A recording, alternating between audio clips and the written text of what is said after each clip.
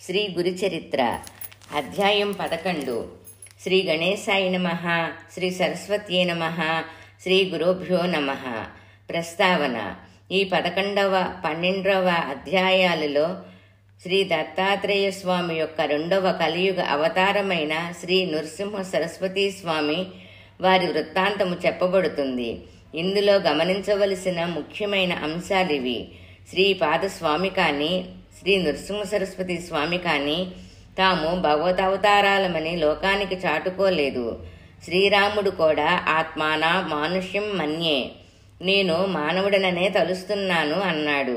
శ్రీకృష్ణుడు తాను భగవద్ అవతారమని అర్జునుడి వంటి అంతరంగికులకు కొద్దిమందికి మాత్రమే చెప్పాడు కానీ లోకానికి చాటలేదు. దీనిని బట్టి నిజమైన అవతార పురుషుడు తన నిజతత్వాన్ని లోకానికి చాటుకోడని తెలియాలి. వేదవ్యాసుల వంటి సత్యదృష్టులు కొద్దిమంది మాత్రమే ఈ రహస్యాన్ని గుర్తించి లోకానికి తెలియపరిచారు. ఈ అవతారమూర్తులందరూ తమ నిజమైన విశ్వరూపాన్ని అంతరంగికులకు ప్రసాదించి అనుభవపూర్వకంగా తమ దైవత్వాన్ని నిరూపించారు.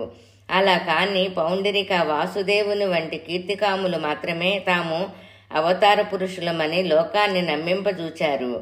అవతార పురుషులందరూ సద్గురువులను ఆశ్రయించి సత్సంప్రదాయాన్ని పాటించారే కాని తమకి అట్టి ఆలంబనలు అనవసరమని తాము సర్వధర్మాలకు అతీతులమని చెప్పి స్వేచ్ఛాచారులు కాలేదు. అవతార పురుషులందరిలాగే వీరిద్దరూ తాము జన్మతాహ పరిపూర్ణులైనప్పటికీ వినమ్రులైన సాధుకుల వలనే ప్రవర్తించారు కానీ సిద్ధులమని విర్రవీగలేదు. వీరు దివ్యలీలను ప్రదర్శించినప్పటికీ అవి ఆర్తులను రక్షించేవిగాను అర్ధార్థులను పోషించేవిగాను నిర్దిష్టమైన ఆధ్యాత్మిక భావనను భక్తులకు ప్రసాదించి వారిని మోక్షోన్ముఖులు చేసేవిగా మాత్రమే ఉన్నాయి. కేవలం తమ భక్తి సామర్థ్యాలతో లోకులను సంభ్రమాశ్చర్యాలతో ముంచి తమకు కీర్తిని చేకూర్చే సాధనాలైన చిల్లర చమత్కారాలు వారెన్నడూ ప్రదర్శించలేదు. కథారంభము: నామధారకుడు అత్యంత ఆసక్తితో ఇలా అన్నాడు. అటు తర్వాత శ్రీ దత్తాత్రేయ స్వామి రెండవ పర్యాయము ఎక్కడ అవతరించారు, ఏ లీలలు ప్రదర్శించారు? అప్రమేయుడైన ఆ భగవంతుని లీలలు మీరు చెబుతూ ఉంటే వినాలన్న కోరిక నాలో పెరుగుతున్నదే కానీ తరగడం లేదు. ఆ రెండవ అవతార విశేషాలు కూడా వివరించండి. అంతటి శ్రద్ధాళువైన శ్రోత లభించినందుకు సిద్ధునికి భగవల్లీలలు తనమితీరా వివరించి చెప్పే అవకాశం లభించింది. అట్టి అదృష్టానికి పొంగిపోయి సిద్ధుడు నామధారక, దీనులను ఉద్ధరించడానికి తనను తాను దత్తం చేసుకున్న పరమేశ్వరుని చేతలు యోగీంద్రులకు కూడా ఊహించ సాధ్యం కానివి. కనుక నేనెంత వర్ణించిన అగాధమైన ఆ గాథలో లవలేశమే అవుతుంది కానీ ఆయన లీలలన్నీ చెప్పినట్లు కాదు సుమా, ఇక విను అని ఇలా చెప్పారు. శ్రీపాదస్వామి ఆదేశించినట్లు అంబిక జీవితశేషమంతా శివపూజలో గడిపింది. ఆమె మరుజన్మలో మహారాష్ట్రంలోని కారంజా లేక లాడాకారంజా అను గ్రామంలో అకోలా జిల్లా వాజాసనయ్య శాఖకు చెందిన ఒక సద్బ్రాహ్మణుని కుమార్తెగా జన్మించింది. తల్లిదండ్రులు ఆమెకు అంబా అని నామకరణం చేశారు. ఆమెకు పూర్వజన్మ సంస్కారం వలన సౌశల్యంతో పాటు శివభక్తి కూడా అబ్బింది.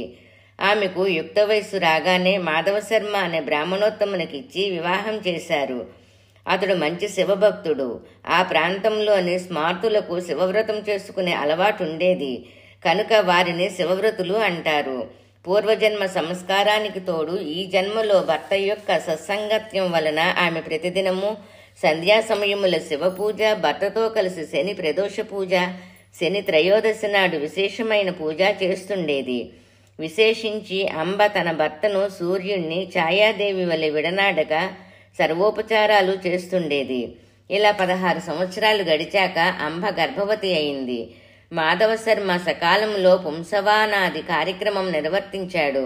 నెలలు నిండిన తర్వాత మహామహిమాన్వితమైన ఒక శుభలగ్నములో ఆమెకొక మగబిడ్డ కలిగాడు. నామధారక, ఆ పిల్లవాడు పుట్టగానే అందరి పిల్లల వలె ఏడవలేదు సరికదా, స్పష్టంగా ప్రణవముచ్చరించాడు. అది విన్నవారు ఆశ్చర్యపోయారు. జ్యోతిశాస్త్ర విద్వాంసులు అతని జాతకం చూసి, మాధవశర్మ, నీ భాగ్యం పండింది. ఈ శిశువు సాక్షాత్తు భగవంతుడే. ఇతడు మనవలే గృహస్థాశ్రమం స్వీకరించడు. చిన్న వయసులోనే సన్యాసం స్వీకరించి జగద్వాంధుడవుతాడు. ఇతని చరణాలు ధ్యానించిన భక్తులకు కామధేనువవుతాడు. ఇతని దర్శనం చేతనే పతీతులు పావనులవుతారు. ఇతనిని కన్నందువలన మీకు కీర్తి ప్రతిష్టలు, దివ్య సుఖాలు లభిస్తాయి అని దైవజ్ఞులు చెప్పారు. మాధవ శర్మ ఆ విద్వాంసులను ఘనంగా దక్షిణ తాంబూలాలతో సత్కరించాడు. వారు సెలవు తీసుకుంటూ, మాధవ శర్మ, ఈ బాలుని శ్రీసిద్ధులు దాస్యం చేస్తాయి, నవనిధులు పరిచారకులవుతాయి అని ఆశీర్వదించారు. ఆ బాలుడు పుట్టిన వెంటనే ప్రణవం ఉచ్చరించిన సంగతి వాడవాడలా ప్రాకిపోయి అతనిని చూడడానికి జనం ఇసుక వేస్తే రాలనంతగా వచ్చారు. పిల్లవానికి దృష్టిదోషం తగలకుండా తండ్రి రక్షాబంధనం చేయించాడు.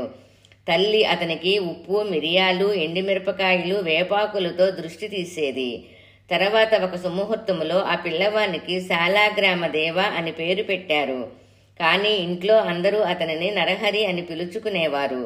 నరులంటే అజ్ఞానబద్ధులైన మానవులు, హరి అంటే మానవుల యొక్క అజ్ఞానం వలన కలిగిన దైన్య తాప పాపాలను పోగొట్టేవాడని అర్థం. ఆ పేరు ముందుగానే ఆయన అవతారమూర్తి అని సూచిస్తున్నట్లున్నది. బలహీనంగా ఉండడం వలన అమ్మ వద్ద పిల్లవానికి చాలినన్ని పాలు లేవు. పిల్లవాని కోసం ఒక దాదీని కానీ పాడిమేకను కానీ ఏర్పాటు చేయాలని ఆ దంపతులు ఆలోచిస్తుండగా ఆ పిల్లవాడు తన చిన్నారి చేతులతో తల్లి యొక్క వృక్షస్థలాన్ని సృశించాడు. వెంటనే ఆమెకు స్తన్యం పెళ్ళుబీకి 32 దారలుగా కారి నేలపై పడ్డాయి. ఈ విషయం అందరికీ తెలిస్తే బిడ్డకు దృష్టిదోషం తగులుతుందని వెరిచి అమ్మ ఈ లీలను రహస్యంగా ఉంచింది. ఆ పిల్లవాడు ఉయ్యాలలో పడుకోబెడితే ఏడిచేవాడు, నేల మీద పడుకోబెడితే ఆడుకునేవాడు. ఇలాంటి లీలలెన్నో జరిగినప్పటికీ తల్లి వాటిని ప్రకటించలేదు. అందువలన ఆ ప్రభువు యొక్క సంపూర్ణమైన దివ్యత్వం అందరికీ తెలియలేదు. ఇలా సంవత్సరం గడిచినా అతనికి ఒక్క మాట కూడా రాలేదు. కులదేవతలను ఆరాధించమని కొందరు, మర్రి ఆకుల విస్తళ్లలో బ్రాహ్మణులకు భోజనం పెట్టించమని కొందరు, రావి ఆకుల విస్తళ్లలో భోజనం పెట్టించమని మరికొందరు చెప్పారు. మాటలు చెబుతూ అతని చేత అనిపించడానికి యత్నిస్తుంటే క్రమంగా వస్తాయని కొందరు, అతడు మాత్రం మాటలొచ్చినా కొంతకాలం తర్వాత మాత్రమే మాట్లాడతాడని మరికొందరు అనేవారు. వారందరి మాటలు విని నరహరి నవ్వేవాడు. ఎవరేమడిగినా ఓం అన్నదే అతని సమాధానం. ఆ సంగతి విని కొందరు పెద్దలు ఇతడు మన మాటలు వినగలుగుతున్నాడు కనుక ఇతడు చెవిటివాడు కాదని స్పష్టమవుతున్నది అనేవారు. అతడు మూగవాడైతే అంత స్పష్టంగా ఓం అనటం సాధ్యం కాదు. అతడు మాటలొచ్చి కూడా ఎందుకో మాట్లాడటం లేదు అని కొందరు తల్లికి ధైర్యం చెప్పేవారు. ఆమె ఎవరేది చేయమని చెప్పినా అదల్లా చేసేది. తమ కులదైవమైన దత్తస్వామికి ప్రత్యేక పూజలు చేసేది. ఇలా నరహరికి 7వ సంవత్సరం వచ్చింది. కానీ అతను మాట్లాడనే లేదు. బాలుడు మూగవాడవుతాడని తల్లిదండ్రులెంతో కలత చెందారు. ఒకనాడు అంబ అతని పరిస్థితికి కంటతడి పెట్టింది. అది చూచి నరహరి సైగలతో ఆమెను వారించి ప్రక్కనే ఉన్న ఒక ఇనప వస్తువును తెప్పించి చేతితో త్రాకాడు. తక్షణమే అది బంగారంగా మారింది. ఆశ్చర్యంతో తల్లిదండ్రులు మరికొన్ని ఇనప వస్తువులను అతని చేత తాకించారు. అవి కూడా బంగారంగా మారాయి. తమ పిల్లవాడు సామాన్యుడు కాడని, ఆజన్మసిద్ధుడని వారు గుర్తించారు. అయినప్పటికీ ఆ దంపతులు అతడు మాట్లాడకపోవడం గురించి దిగులు పడుతూనే ఉండేవారు. అతడు వేదాధ్యయనం చేసి స్వధర్మాన్ని ఎలా పాలించగలడన్నదే మాధవశర్మకున్న దిగులు. తల్లి ఒకరోజు అతనిని అక్కున చేర్చుకొని కన్నీరు కారుస్తూ, నా కన్నతండ్రి, నీ మాటలు విని ఆనందించే భాగ్యం మాకు లేదా అన్నది. అది విని నరహరి నవ్వి, తనకు ఉపనయనం చేస్తే మాట్లాడతానని, మొట్టమొదటగా ఆమెతోనే మాట్లాడతానని సైగల ద్వారా తెలిపాడు. ఆ సంగతి విని మాధవశర్మ ఆశ్చర్యపడి అతని ఉపనయనానికి ఒక శుభముహూర్తం నిర్ణయించి ఊరివారినందరినీ ఆహ్వానించాడు. గ్రామస్తులందరూ అతడు ఆశలు అడియాశలయ్యి నలుగురిలో తలవంపులకు గురి అవుతాడని తలచారు. కొందరు పెద్దలు మాత్రం, అయ్యా, ఆ పిల్లవాడు గాయత్రీ మంత్రం ఉచ్చరించగలిగితే మనకేమి, అయ్యా, ఆ పిల్లవాడు గాయత్రీ మంత్రం ఉచ్చరించగలిగితే మనకేమి, లేకపోతేనేమి, మనకు మాత్రం మృష్టాన్న భోజనం ఘనంగా దక్షిణ తాంబూలాలు లభిస్తాయి కనుక ఈ ఉపనయన కార్యక్రమం జరుపుకోనివ్వండి అన్నారు. అందరూ ఉపనయనానికి మాధవశర్మ ఇంట సమావేశమయ్యారు. నరహరి ముండనము మాతృభోజనము అయ్యాక జింక చర్మము పసుపు వస్త్రము ధరించాడు.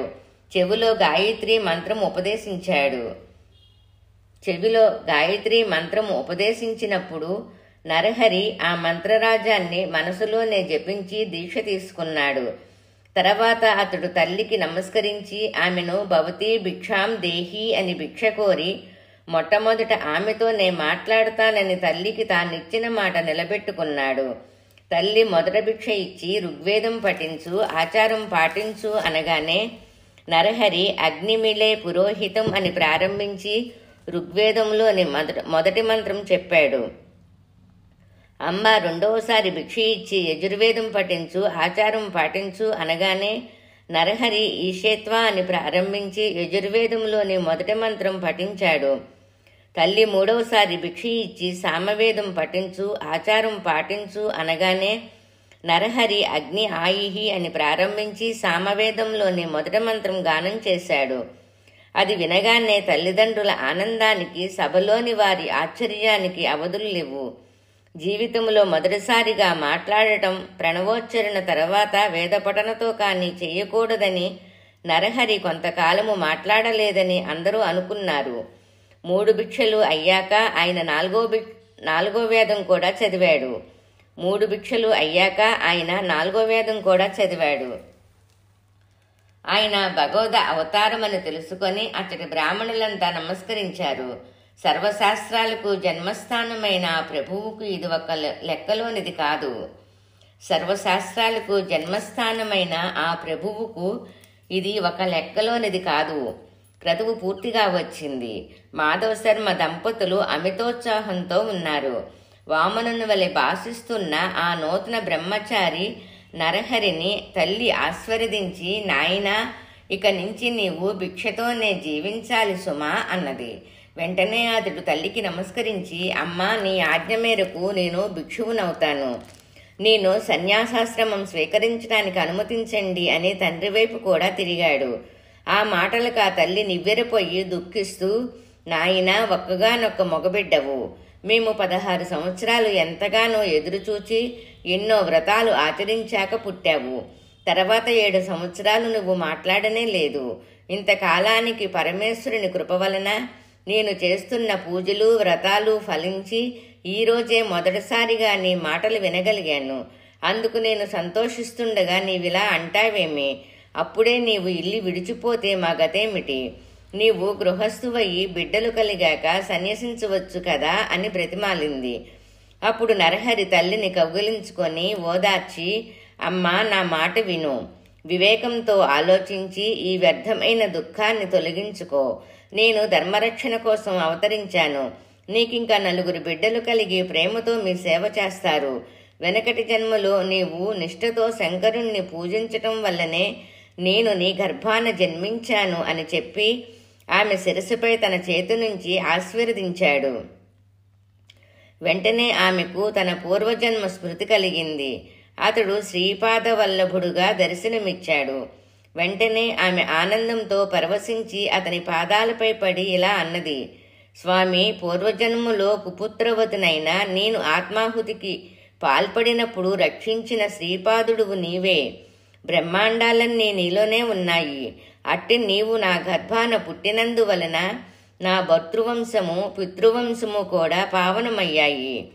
అతడు ఆమెను లేవదీసి, అమ్మా, ఈ పూర్వవృత్తాంతం వెల్లడి చెయ్యవద్దు. నీకొక రహస్యం చెబుతాను, గుప్తంగా ఉంచు. నేను సంసారమంటని సన్యాసిని. నేను చెయ్యవలసిన తీర్థాటనము మొదలైన కార్యాలెన్నో ఉన్నాయి. అవి నేను ప్రకటించ వీలు లేనివి, రహస్యమైనవి. ఈ కర్తవ్యం నాకు తప్పదు కనుక నేను ఇంట్లో ఉండ వీలు పడదు. కనుక నీవు అనుమతి ప్రసాదించు అన్నాడు. శ్రీ దత్తాయ గురువే నమః. శ్రీ శ్రీపాద శ్రీ వల్లభాయ నమః. శ్రీ నృసింహ సరస్వత్యే నమః. 11, 12 అధ్యాయాల పారాయణ ఫలితము. సుపుత్ర ప్రాప్తి కొరకు ఈ 2 అధ్యాయాలు ఒకేసారి పారాయణ చేసుకోవలెను. శ్రీ దత్తాత్రేయార్పణమస్తు.